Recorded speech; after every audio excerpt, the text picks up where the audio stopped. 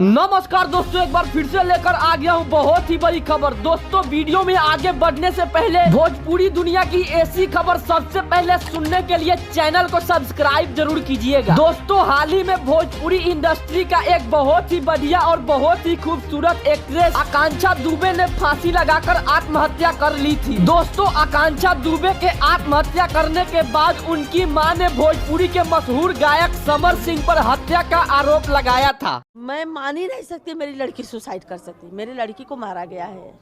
मेरी लड़की को धमकी 3 साल से समर सिंह टॉर्चर करता था मेरी लड़की को।